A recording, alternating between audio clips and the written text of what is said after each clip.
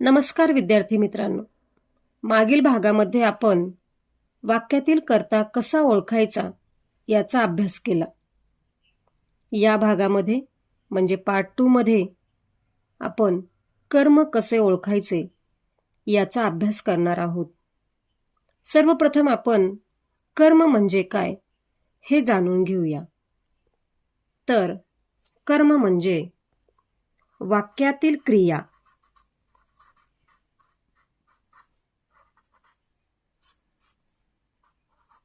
ज्याच्यावर घडते ते त्या वाक्यातील कर्म असते. ते त्या वाक्यातील कर्म असते. तर आपण कर्म ओळखण्याचे काही छोट्या टिप्स पाहूया. पहिला नियम पहा. जर आपण क्रियापदाला काय ने प्रश्न विचारला तर आपल्याला कर्म मिळेल. त्यानंतर जर आपण क्रियापदाचा धातू घेतला आणि त्याला न्याची हा प्रत्यय जोडला व क्रिया कोणावर घडली असा प्रश्न विचारला तर येणारे उत्तर हे कर्म असते. त्याचे एक उदाहरण आपण या ठिकाणी सोडवूया. उदाहरण आहे सुमित क्रिकेट खेळतो. या वाक्यातील क्रियापद आहे खेळतो. क्रियापदाचा धातू आहे खेळ. आपल्याला प्रत्यय जोडायचा आहे न्याची, खेळण्याची. आणि प्रश्न तयार करायचा आहे खेळण्याची क्रिया कोणावर झाली.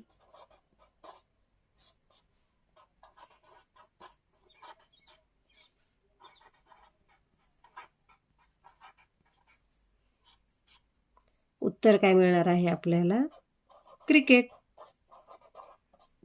म्हणजेच क्रिकेट ह्या वाक्यातील काय झाले? कर्म झाले. आता पहा, आपण एक छोटं सूत्रही या ठिकाणी तयार करू शकतो. प्रथम आपण काय घ्यायचे तर धातू अधिक न्याची अधिक क्रिया कोणावर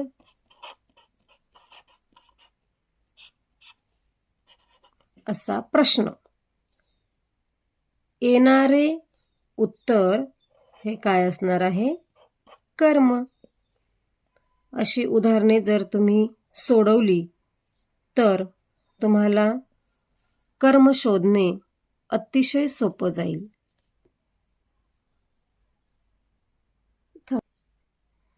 तर आपण आत्ताच पाहिले की वाक्यातील क्रिया ज्याच्यावर घडते ते असते कर्म.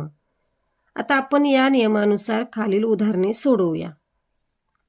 पहिलं उदाहरण आहे तो मासा पकडतो. या वाक्यामधील क्रियापद काय आहे? पकडतो. पकडतोचा धातू आहे पकड. आपण त्याला प्रत्यय लावणार आहोत न्याची आणि प्रश्न तयार करणार आहोत पकडण्याची क्रिया कोणावर. पकडण्याची क्रिया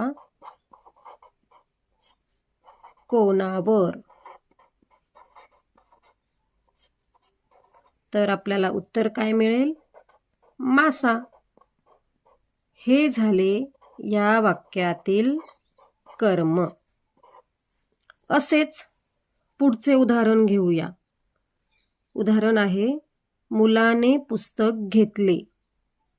क्रियापद काय आहे? घेतले.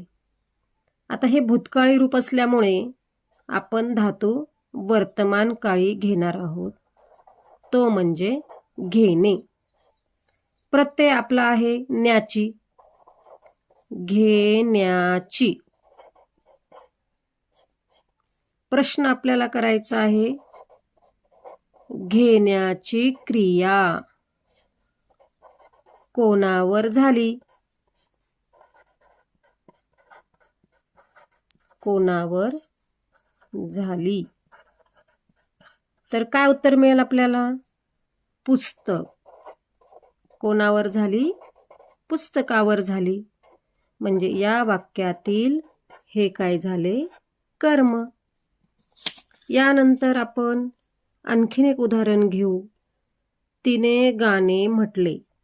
म्हटले हे सुद्धा क्रियापद भूतकाळी असल्यामुळे आपण त्याचा धातू वर्तमानकाळी घेऊया. म्हण. प्रत्यय म्हणण्याची. प्रश्न म्हणण्याची क्रिया.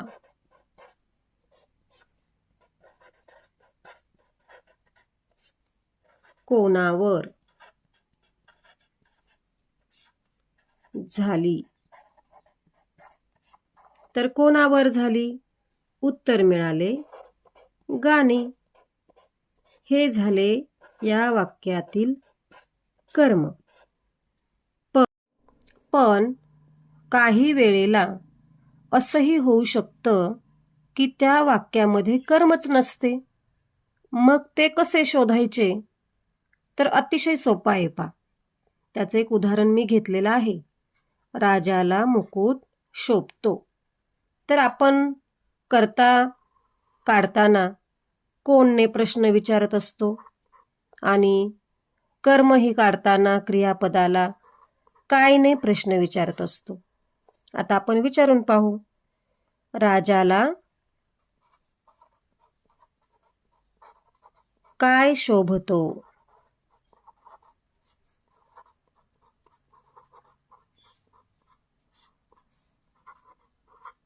उत्तर आले मुकुट.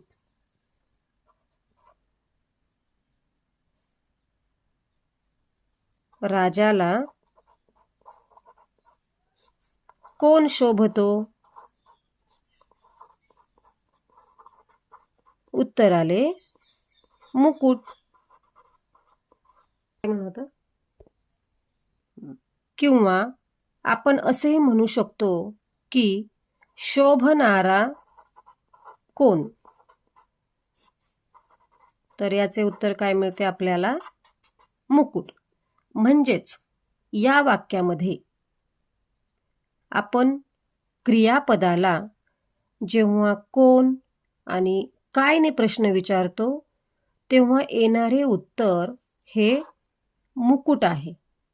म्हणजेच या वाक्यामध्ये कर्म नाही. यावरून काय नियम तयार होतो की वाक्यात क्रियापदाला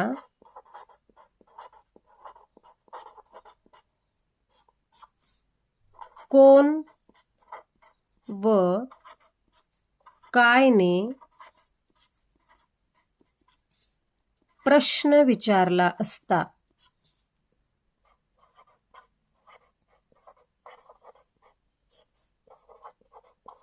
येणारे उत्तर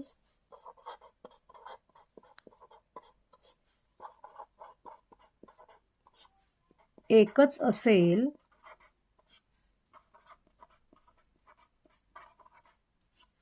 तर वाक्यात कर्म नसते. खाली दिलेली 2 उदाहरणे सोडवून कमेंट बॉक्समध्ये त्याची उत्तरे कळवा. अशा प्रकारे आज आपण वाक्यातील कर्ता व कर्म कसे ओळखावे हे अतिशय सोप्या पद्धतीने सांगितलेले आहे. व्हिडिओ आवडल्यास लाईक करा व सबस्क्राईब करा. धन्यवाद.